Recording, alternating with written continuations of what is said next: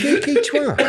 I'm trying to give him trying to help him to keep out of trouble. And he just, I'm on £2,000 a week. I don't give a fuck. Right, lovely, have that.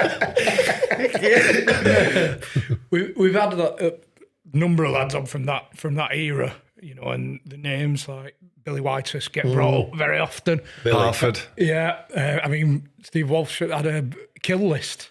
You know, was that something that you're aware of? Well, you know, I'm not saying you did your own work. You knew who you were refereeing, and you knew the players who could give you problems. You know, and you did a bit of work, but I never prejudged. But you know, if I look back on my career, two of the most difficult players I ever refereed were Roy Keane and Ian Wright, and Roy Keane, and I just don't think Roy liked referees. And in fairness, we didn't fucking like Roy Keane, so it was a fairly balanced equation. But I remember refereeing him one night at Old Trafford, and it were obvious he was out of sorts with himself, the opposition, his own teammates, and me. And he's kicking anything that moves, and he's giving me earache. And I tried talking to him. That was like trying to plat fog. So I thought, right, Roy, next one's mine. And they're playing Stoke City, and this ball gets pumped up Stoke left-hand channel towards the Stretford end. And Roy Keane began his approach from about 30 yards.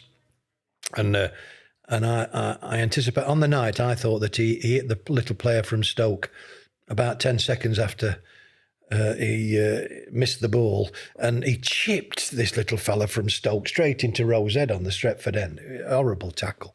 And anyway, I'm about 30 yards away from this, which is about as close as I ever got to anything on a football pitch.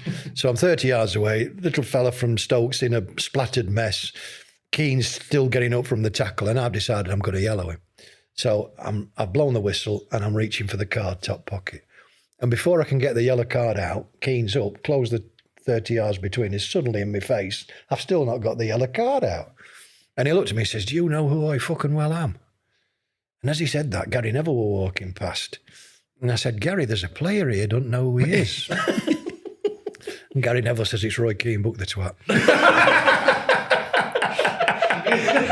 And I did. It sounds as though now that could have been a 10-game ban tackle. Oh, aye. Well, he could put them in.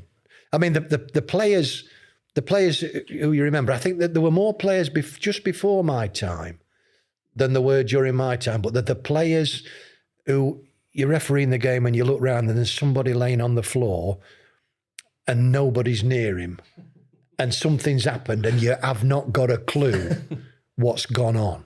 You know, and those players I don't think are about because of trial by television now. You know, there's different camera angles, at least 17 different camera angles coming in. And people sometimes say to me, do you think today's referees are as good as or better than the referees of, shall we say, 50 years ago? And my answer is always, I don't think there's any difference either way.